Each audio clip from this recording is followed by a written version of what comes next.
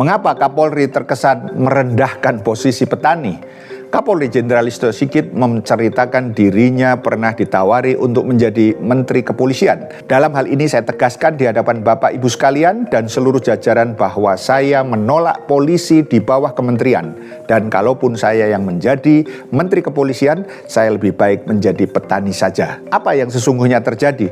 Pertama, Satria Unggul Wicaksana mengatakan wacana penempatan Polri di bawah kementerian, baik Kementerian Dalam Negeri, Kemendagri, maupun Kementerian Khusus bukan gagasan tanpa dasar karena wacana itu muncul sebagai bagian dari usul dan rekomendasi tim reformasi kepolisian yang dibentuk dalam situasi krisis kepercayaan publik terhadap Polri menyusul berbagai tragedi kekerasan dan pelanggaran hukum yang melibatkan aparat.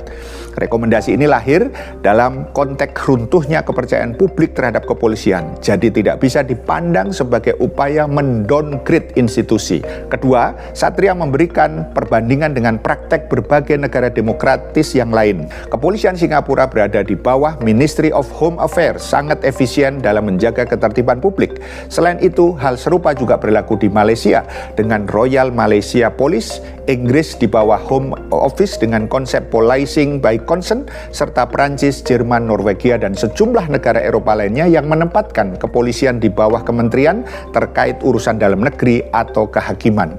Praktek-praktek tersebut justru menegaskan bahwa kepolisian benar-benar berfungsi sebagai alat negara yang bekerja dalam koridor perlindungan hak-hak asasi manusia, bukan sebagai kekuatan super yang sulit dikontrol, katanya.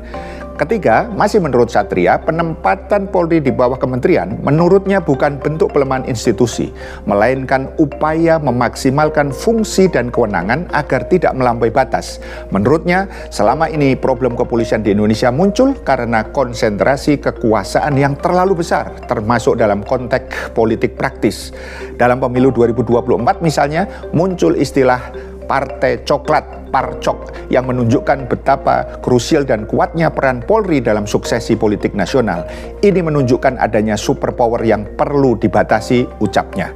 Satria menjelaskan jika mengutip ada gium klasik Lord Acton, power tends to corrupt. Absolute power corrupts absolutely, maka reformasi kepolisian harus dijalankan secara serius dan menyeluruh. Ia menegaskan bahwa reformasi ABRI pasca reformasi 1998 belum sepenuhnya tuntas, terutama dalam menghilangkan watak militerisme dan kekerasan yang kini justru diwarisi oleh institusi kepolisian. Jika tidak ada kontrol struktural yang kuat, kepolisian berpotensi menjadi institusi yang arogan, sulit diawasi, dan rawan melakukan pelanggaran HAM. Dampaknya bukan hanya pada tata kelola negara, tetapi juga pada normalisasi kekerasan oleh aparat, tegasnya.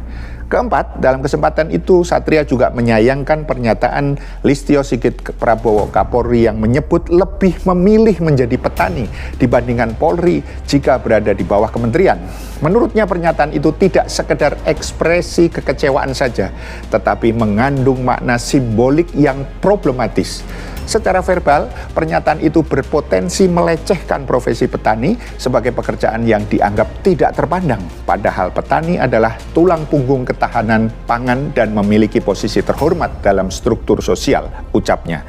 Satria menilai narasi tersebut justru membangun kontradiksi argumen yang memperlihatkan sikap resistensi Kapolri terhadap wacana reformasi struktural kepolisian. Ini bukan sekedar ekspresi personal, tetapi tantangan yang disampaikan ke ruang publik terkait keengganan institusi Polri berada di bawah mekanisme pengawasan kementerian, pungkasnya. Di dalam Islam, khalifah adalah pemimpin tertinggi, membawakan 4 bidang. 1. Fungsi keamanan dalam negeri, di mana Departemen Keamanan Dalam Negeri dipimpin Mudir Al-Amni Al-Dakhili, di bawahnya ada polisi atau surtoh. Yang kedua, fungsi pertahanan negara dinamakan Departemen Perang yang dipimpin Amirul Jihad, di bawahnya ada tentara. Dan yang ketiga, Departemen Perindustrian, dan yang keempat, Departemen Hubungan Luar Negeri. Semuanya untuk memastikan penerapan syariah Islam kafah terlaksana secara sempurna, baik di dalam negeri maupun ke luar negeri untuk menyebarkan dakwah Islam dan jihad fi sabilillah. Faham sampai di sini? Salam melek politik.